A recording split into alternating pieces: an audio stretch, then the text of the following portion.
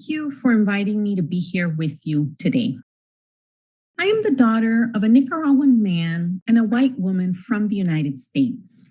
I grew up in Nicaragua during the last few years of the right-wing Somoza dictatorship, one that lasted 43 years and was supported until the very end by the U.S. government and U.S. tax dollars.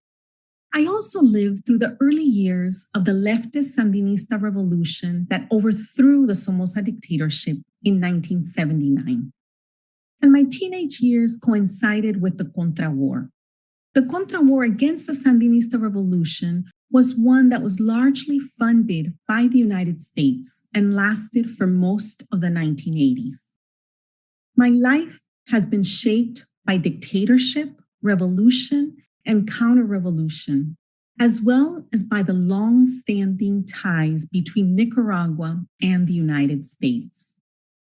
Not surprisingly, perhaps, given my background, I went on to obtain a PhD in Latin American history, precisely to better understand and address these very complicated and interconnected histories.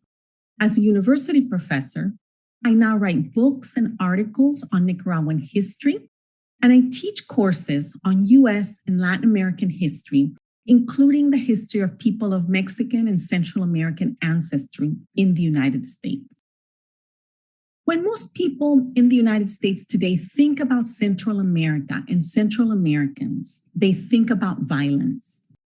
The assumption in the U.S. is that Central Americans are somehow inherently violent people, more so than white folks. In other words, many in the U.S. believe that Central Americans are somehow unable to extricate themselves from violence because that is who we are. And most crucially, they believe that it is who we are meant to be.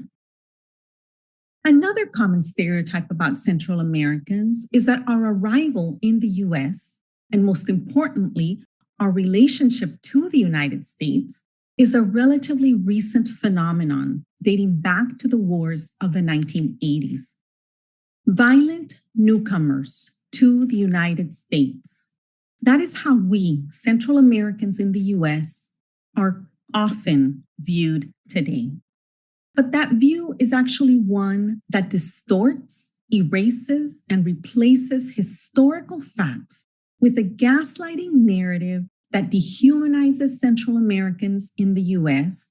and Central Americans in Central America. Let me address then the issue of violence and the supposedly recent relationship that the U.S. has with Central America in order to help us change the current narrative on Central America. It is not difficult to figure out the reasons for the current violence in Central America. Journalists, scholars, and activists have painstakingly documented how much of the violence in Central America today is linked to drug cartels and the seemingly insatiable demand for drugs in the United States.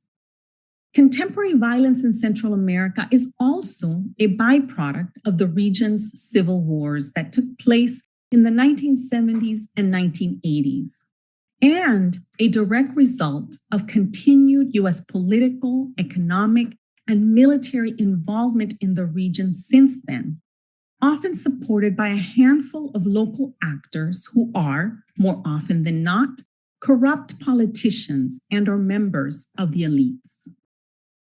The Central American civil wars of the late 20th century were ones in which the United States was heavily involved, since the U.S. government saw them as proxy wars through which to fight the so-called Cold War against the former Soviet Union. In other words, the Cold War was cold only for those countries that didn't experience war on their soil. Central America was never cold during the Cold War. In fact, hundreds of thousands of Central Americans died as a result of these Cold War-related conflicts, sometimes massacred at the hands of U.S.-trained soldiers who fired U.S.-made guns. The fact that in the 1980s, the United States fought the Cold War in Central America and not on US soil is no coincidence. It was a way to fight against the supposed threat of communism without subjecting the people within the borders of the United States to violence, destruction, and trauma. Simply stated, the violence that Central Americans suffered meant that people in the US were spared.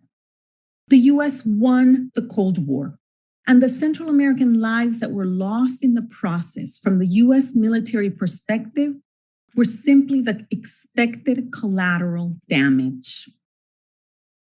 US involvement in Central America, however, predates the Cold War. In high school, most US students learn about the Monroe Doctrine of 1823. That year, US President Monroe proclaimed that only the United States had the right to control the affairs of peoples in Latin America, in effect declaring that the newly independent region would no longer be influenced by European colonial powers.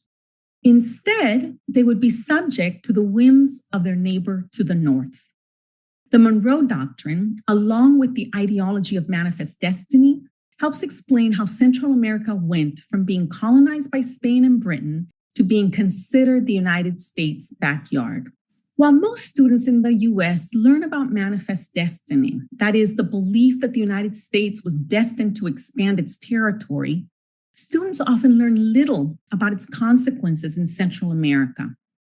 The lack of historical knowledge is one of the reasons why so many people in the US do not know that this country has an ongoing, centuries-old relationship with Central America and Central Americans.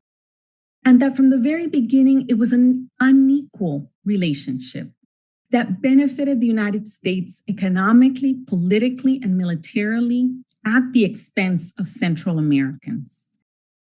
In short, as many scholars and immigration activists have pointed out before me, Central Americans are here in the US because the US was there in Central America. And nothing illustrates the history of US intervention in Central America more than the story of William Walker, the most infamous of all 19th century filibusters.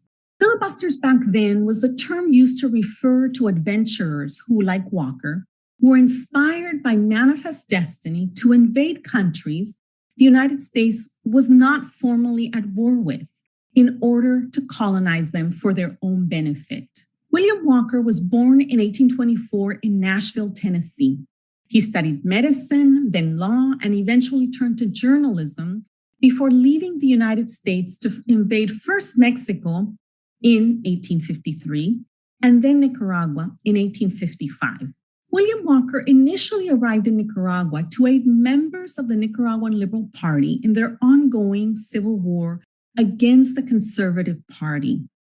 Walker, however, had his own agenda, and instead of helping out the liberals, he quickly proclaimed himself president of Nicaragua, instituted English as the official language, and legalized the enslavement of people of African ancestry, a colonial practice that had been abolished in Central America decades earlier, as early as 1824 in much of the region. Walker did not take over Nicaragua on his own.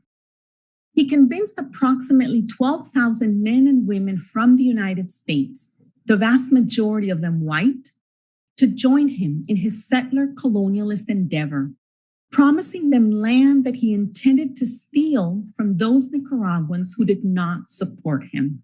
Walker and fellow filibusters believed that by Americanizing Nicaragua, they were doing Nicaraguans a favor. Walker was able to garner the support of white US Americans and white men in particular by appealing to their racism. He called the wars in Central America a war of the races, the great battle of the mongrels and the white men. Walker, in fact, saw the main problem in the Central American isthmus to be a racial one, and he wrote, "Mongralism was the secret of its waning fortune. What was to be done? It was left for us to Americanize Central America. on whom rests the right of regenerating the amalgamated race, on no other than the people of the United States, and especially of the southern states, I call upon you to execute this mission, end quote. Once they realized the threat they were facing, Central American forces united against Walker and his followers.